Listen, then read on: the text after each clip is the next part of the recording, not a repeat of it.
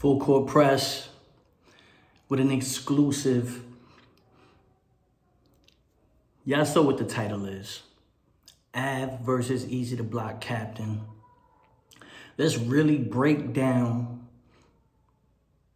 what happened with the battle. I mean, there's a lot that I want to talk about, and I've really been trying to figure out how can I separate myself from recapping battles or breaking down battles, just speaking on battles in general from my point of view, especially with my experience, the things that I know about leagues, the things that I know about battlers, the stuff that they go through, the point and periods that they're at in their careers, so forth and so forth. Because if I'm going to do this recap stuff, which I see a lot of people say I need to blog more. I see a lot of people say, cool, we like your insight. We like how you break things down. We like the topics you touch on. You just have to be more active with it. So I'm going to start off with this one, really. And this is going to be a different point of view. Yeah, I'll recap the battle, but I'm going to recap the battle my way. In the fact that I know Eazy the Block. I know Av. I'm familiar with the trenches, the points in where they're at in their careers as well, because all this stuff comes into a play when you prepare for a battle. And I think a lot of people just recap the battle and they look at the material and they may look at what Av does with his punchlines, and they may look at Eazy and how good he is at angling and counter writing and all that stuff. But there's a deeper underlining war that goes on when you're a battle rapper, with the writing, with the preparation, with life in general, and with your stance at the time and how it all comes together right before the battle. That I think is very, very important, and a lot of people don't touch on it. So with full court press, I'm going to try to touch on that subject. Av versus Eazy the Block Captain went down yesterday on the trenches. The one thing about the battle is it wasn't battle of the night. A lot of people say Dre Majesty and KD was battle of the night. I didn't get to see that battle yet. I'm going to watch that battle, and I'm going to recap it if it deserves a recap. A lot of people are speaking of that battle very highly. I know those two guys are hungry. I rock with both those young dudes. So, salute to them if they was able to steal the show. That's how you start getting on major cards, and that's how you stay active and start getting bags in this culture. So salute to them. Even if Dre won the $1,000 that was on the floor, KD, you might win in the bigger picture, along with Dre, just for the fact that you guys will start getting bookings and maybe start making some more money in this culture, deservingly so. So first off, salute to y'all. Y'all see the whole drip. Y'all know how New York has been on tilt. Knicks win a chip. Hove concert, Blueprint, bananas, You see the pin right there, Jay-Z 30. It's been a good summer, but now it's time to get back to work. So with this Av versus Eazy battle, the first round, I was watching to see the crowd, I was watching to see the writing, and I was watching to see the angles. And Av is a punch line battle rapper. He doesn't angle too crazy unless he can turn the punches into the angle, but he does it in still a puncher style way. He doesn't really sit down and break down you the way someone else would. Eazy, on the other hand, he's gonna talk the street talk, he's gonna talk the drug talk, and then he's still gonna call you out on your bullshit a lot of times. Because Eazy is very big on preparation, he's very big on promo, and he really tries to address the reason why he's past all these battle rappers that came before him. And he's very, very good at it. No matter how much you hate on him, no matter how much you feel like he's a sucker, or if you don't mess with him, you can't deny the fact that he understands preparation beats hard work 90% of the time. And when your hard work and your preparation and you're talented, it's undeniable. And that's why Eazy is where he's at, no matter how many times people hate on him. This battle came down to the star power. Av punches heavy. I just battled him last year.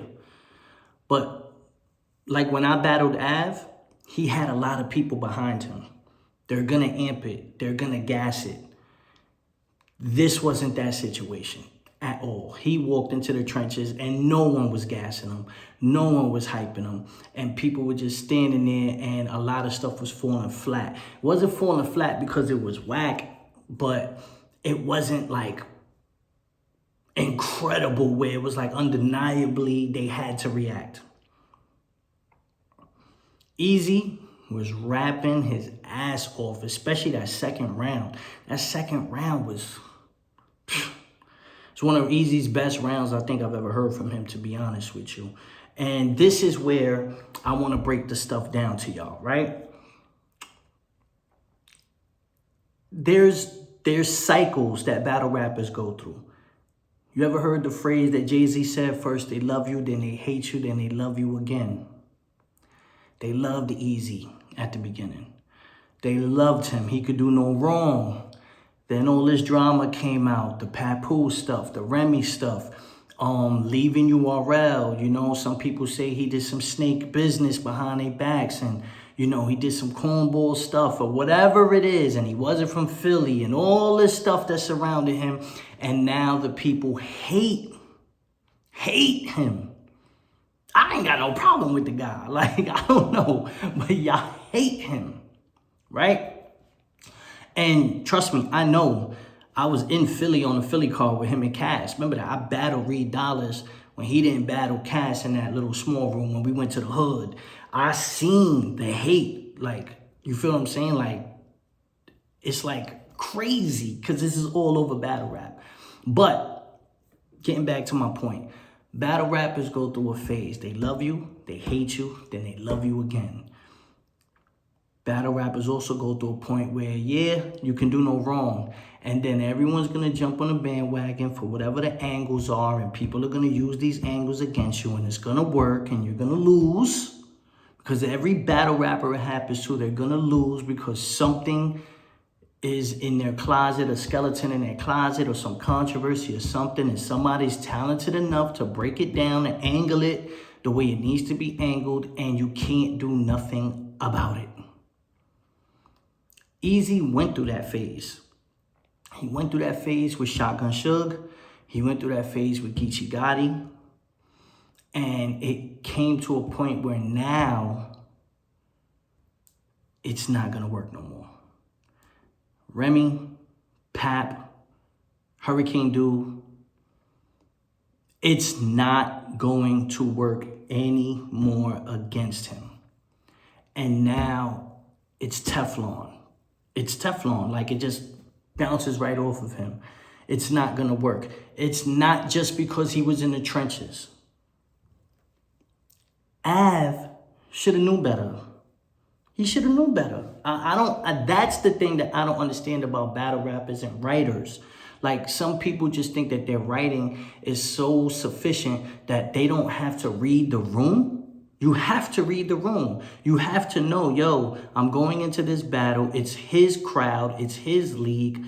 I cannot do the redundant, typical topics. It's not going to work. So when other bloggers recap this, they're going to sit there and say, I don't know, Av was just, you know, his punches weren't just landing. No, it wasn't that his punches weren't landing. It's that he didn't care enough to dig deeper into his writing.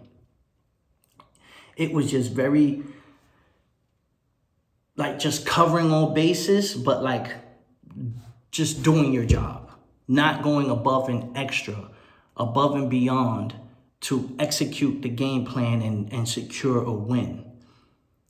Maybe he had life going on. Maybe he had other things. I don't know. But from a writer standpoint and from a battle rapper standpoint, I know that he had to know, like, yo, everyone has said this stuff already in different ways. You're not going to use Eazy name flips, right? Eazy name flips, you might get one or two that are very, very unique and out the box. But you're not going to have a lot. The Remy angles, the Pap angles, you might have one or two that might be unique, but it's still not going to be enough. So what do you rely on when you battle Eazy? What can you rely on that can stick, or what can you address? There's mad stuff, mad controversy around Eazy, but I don't think Av touched on those things the way he needed to. He just kept it at real face value with just the common controversy stuff. Now, maybe in another setting it would have worked, but at the end of the day, you know you took a check from Eazy, and you know you took a check on the trenches. So doing that battle there, and it's a YouTube drop, no bueno. As far as Eazy still called out Av on not promoting. He called him out on just not being a star. You know, he did the things that he needed to do in order to attack Av and attack his lack of star quality in Eazy's eyes. And him doing that separated the battlers big time. Because it was just showing like Eazy was like, look, I've already weathered the storm. I've already walked through the fire. Oh, that's all you got for me? That's not going to be enough. And that's why that second round was kind of crazy. Because if you do give Av a round, I give Av the first round. It's debatable to me. But that second round, Eazy just went crazy. And I just think it was just the way he delivered it, the passion. You know, when Eazy gets into his when he starts doing that, it might be clip for you. I'm not gonna lie to you. But it's true. Once he gets into that bag and he starts flowing and he starts stacking and he starts getting in those pockets, he fully understands that he's got the momentum and he knows how to steal the room and read the room. And that's exactly what he did. And that's a testament to Eazy always saying like, yo, how I come in this game after y'all and I passed y'all. How I study the game tapes and know better than y'all do, you know? And Eazy do be humble when he's in a room and he understands that, yo, they're against me. Because I was there for him and Suge. He understood, yo, this is Jersey. They're against me. He stood. He stood in front of it, stood tall with it, accepted it, and bounced back. And that's why he's in the position that he's in. He understands. He understands, like, yo, this Pap and Remy shit is not going to last much longer. And it's not. And now, with his next battles being bigger battles, maybe he'll get the Surf battle, you know. Everyone wants him to battle Rock. I don't know how realistic that is. But those angles are dead.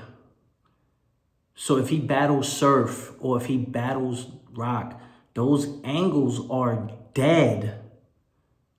How are you going to beat Eazy without those angles? It's all about timing with battle rap. It's all about timing. You know, him battling Hitman was timing. Him battling Geechee, for Geechee, it was timing. You understand? Like, it was the perfect time for Geechee to address it and the perfect opponent that can bring it out.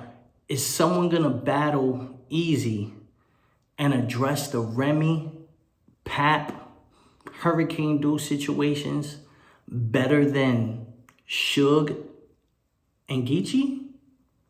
I don't think so. It's not going to be as refreshing. It's not going to be brand new. It's not going to be something like, wow. So that makes it much harder for Eazy's next opponent. And that's why I've had difficulty winning this battle. I give it to Eazy 2-1. Again, if I'm going to do a full court press, I want to break down the actual situations. the actual writing, the techniques with it. And this battle was definitely an example of that, because Eazy's technicalities of where he's at in his career, he fully understood this is not going to work. The typical Remy Pap angle is not going to work. It's going to bounce off me. So if he walks right into this, pack him up, put him in a blunt. Easy. 2-1. I'm going to watch Dre Majesty and KD tonight. Y'all tell me what y'all think. If this is the way y'all want me to break down these battles, because I don't want to do the typical recaps. I'd rather like break down the little intricacies. And I can go further into it, but like I said, I'm experimenting with how I'm going to recap the battle. So I want y'all feedback. Make sure y'all subscribe. Make sure y'all leave a comment. Make sure y'all like the comments. Like the video. And Full Court Press, Brooklyn, Murder Ave Gang.